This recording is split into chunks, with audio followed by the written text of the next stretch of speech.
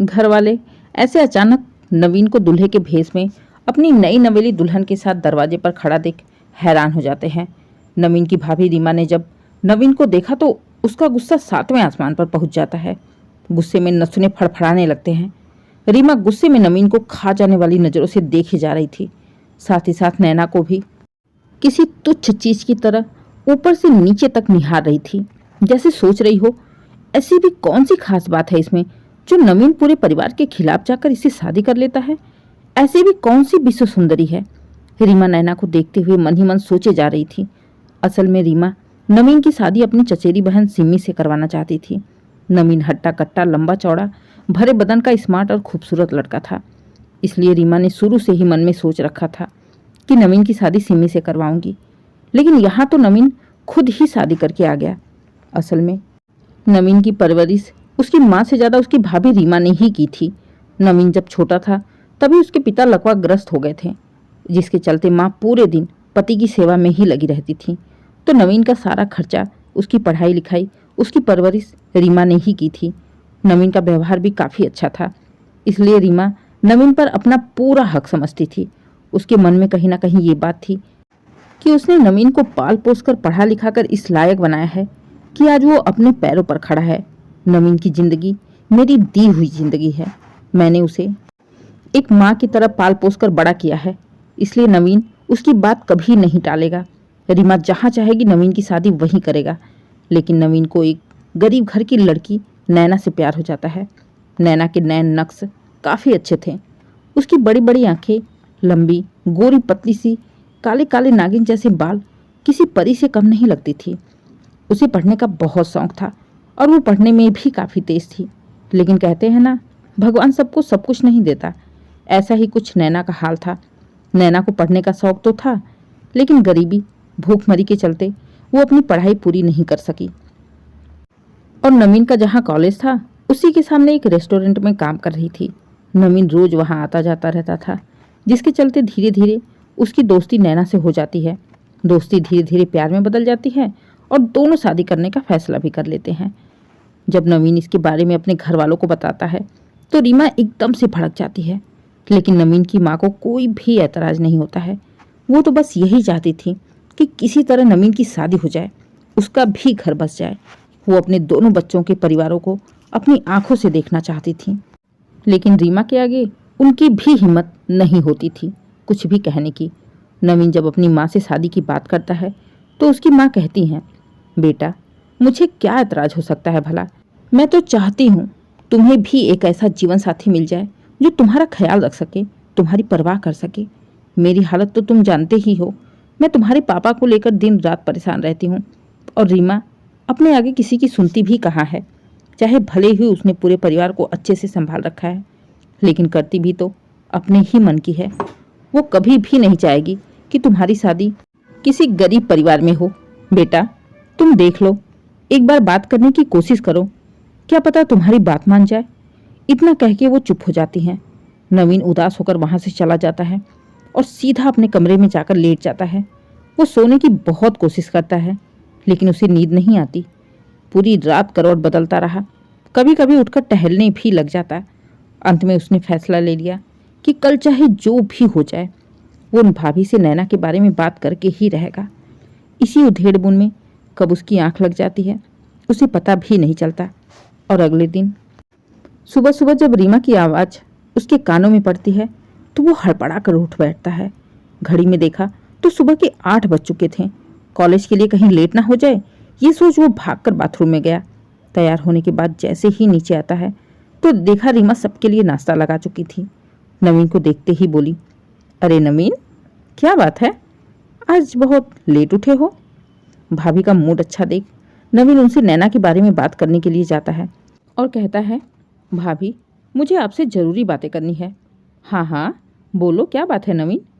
जैसे ही नवीन नैना का नाम लेता है रीमा तुरंत भड़क जाती है और नवीन चुपचाप कॉलेज चला जाता है। उसका मूड बुरी तरह से ख़राब हो जाता है।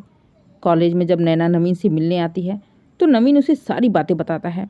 नवीन की बातें सुन नैना भी चिंतित हो जाती है और कुछ सोचते हुए कहती है, नवीन जब माँ जी को हमारी शादी से कोई प्रॉब्लम नहीं है तो फिर भाभी हमारी शादी से इनकार क्यों कर रही हैं? यही तो मुझे भी समझ में नहीं आ रहा है नैना। आखिर भाभी को तुमसे प्रॉब्लम क्या है? दोनों ही सोच में पड़ जाते हैं। कुछ देर बाद नवीन उठकर जाने लगता है और नैना की ओर देखते हुए कहता है, नैना, अब चाहे कुछ भी हो जाए, आज मैं भाभी से खुलकर बात कर ही लूँगा। आखिर उन्हें प्रॉब्लम क्या है? क्यों वो मेरी शादी तुम्हारे साथ नहीं होने देना चाहती हैं? इतना कहकर गुस्से में नवीन वहाँ से चला जाता है। नैना एक बार फिर से सोच के भंवर में चली जाती है। इधर नवीन आने के बाद मौका देख रीमा से बात करता है और कहता है, भाभी, आप एक बार नैना को देखिए तो सही, उससे मिलिए तो सही। बिना देखे बिना जाने आपने कैसे कह दिया कि वो मेरे लायक नहीं है? हाँ, बस एक कमी है उसमें, वो एक गरीब परिवार से है। नवीन के मुंह से इतनी बात सुनते ही रीमा कहती है, नवीन, मैंने तुम्हें पढ़ा लिखा कर इस लायक बना दिया है, तुम्हें अपने पैरों पर खड़ा कर दिया है कि तुम अपना फैसला खुद ले सकते हो। हमारे किए का तुम्हारी नज़रों में कोई कीमत नहीं है ना? इतना सुनते ही नवीन कहता है, नहीं भाभी, ऐसी बात नहीं है। मैं तो बस आपको ये बता रहा कि मैं और नैना एक दूसरे को बहुत प्यार करते हैं। वो बहुत अच्छी लड़की है भाभी, आप एक बार उससे मिलकर तो देखिए। नवीन रीना को मनाने की कोशिश करता है, लेकिन रीमा पर उल्टा ही असर होता है। वो गुस्से में नवीन के ऊपर चीख पड़ती है, नवीन, तुम्हें थोड़ी भी तमीज है? लगातार नैना नैना नैना, ऐसा कौन सा जादू कर दिया उस लड़की ने तुम्हारे ऊपर जो तुम उसे इस घर की बहू बनाने के पीछे पड़े हो? अरे, मैंने तुम्हें इस लायक बना दिया कि एक से एक रिश्ते आएंगे तुम्हारे लिए। एक से एक पढ़ी लिखी लड़कियों के, अच्छे घराने से, अच्छे संस्कार वाली, अच्छे रहन सहन वाले, अच्छे माहौल में पढ़ी बढ़ी एक से एक लड़कियां हैं तुम्हारे लिए। और मैंने तो तुम्हारी एक लड़की पसंद भी कर ली है और तुम उसे अच्छी तरह से जानते भी हो। वो एक पढ़ी लिखी सभ्य परिवार की लड़की है, मेरे अपने ही चाचा की लड़की सिमी, जिससे मैं तुम्हारी शादी कराना चाहती हूँ। क्या तुम इस नैना वैना के चक्कर में पड़े हो? भाभी की बातें सुन नवीन हैरान हो जाता है। उसे अब सब कुछ समझ में आ गया था कि आखिर भाभी क्यों उसकी शादी नैना से नहीं होने देना चाहती हैं। सिमी का नाम सुनते ही नवीन बौखला जाता है, क्योंकि सिमी को वो अच्छी तरह से जानता था। चाहे वो बहुत पढ़ी लिखी है, लेकिन चरित्र के मामले में बिल्कुल भी ठीक नहीं है। अब नवीन को भी गुस्सा आ जाता है और वो कहता है, नहीं भाभी, आप चाहे भले ही मेरी शादी नैना से ना करें, चाहे भले ही मैं पूरी जिंदगी कुंवारा ही क्यों ना रहूं, लेकिन मैं सिम्मी से शादी किसी भी कीमत पर नहीं करूंगा। इतना कहकर नवीन वहां से चला जाता है। नवीन की बात सुन रीमा हैरान हो जाती है। उसे यकीन ही नहीं होता कि नवीन उसे ऐसे पलट कर जवाब भी देगा। वो चुपचाप खड़ी नवीन को जाते हुए देखती रही। रीमा का पूरा शरीर गुस्से से कांप रहा था। उसने सोचा, आज तक मेरी एक बात नहीं टालने वाला नवीन आज मेरे ही सामने खड़े होकर अपने फैसले सुना रहा है, मेरी बात मानने से साफ साफ इनकार कर रहा है। हो ना हो, ये सब किया कराया उस लड़की नैना का ही है। नैना के बारे में बिना जाने बिना सुने रीमा न जाने क्या क्या बोलती चली गई। शाम को जब पूरा परिवार इकट्ठा खाना खाने बैठा तो रीमा ने सबसे कहा, मैं कल सिमी के परिवार वालों को बुलाई हूँ नवीन की शादी की बात करने के लिए, इसलिए कल सब लोग घर पर ही रहेंगे। रीमा की बात सुन नवीन की माँ कहती है, अरे बहू, ऐसे ही अचानक?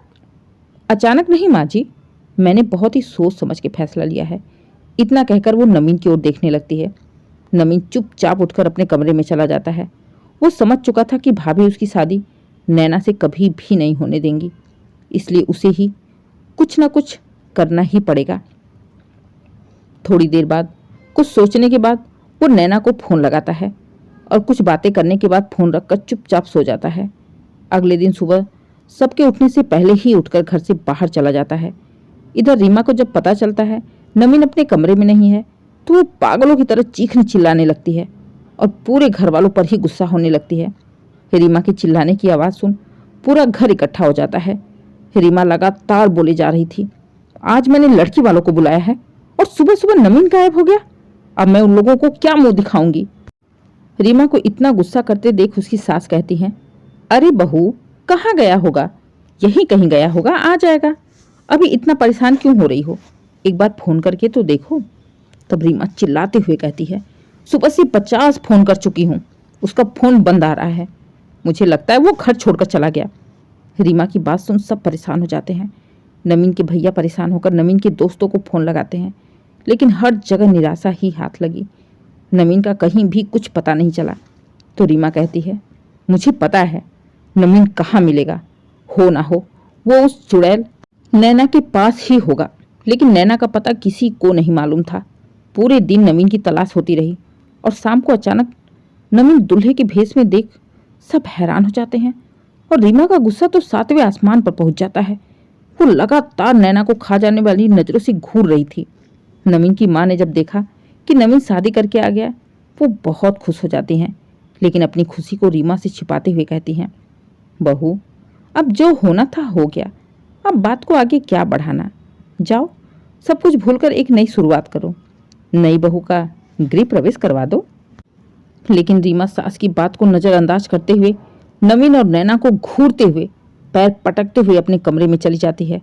नवीन अपनी नई नवेली दुल्हन के साथ दरवाजे पर ही खड़ा रह जाता है। दोस्तों, आखिर क्या होता है नैना के साथ? क्या उसका इस नए ससुराल में गृह प्रवेश होता है? क्या उसे इस घर में बहू होने का मान सम्मान मिलेगा? रीमा नैना के साथ क्या करती है? जानने के लिए कहानी का अगला भाग जरूर पढ़ें।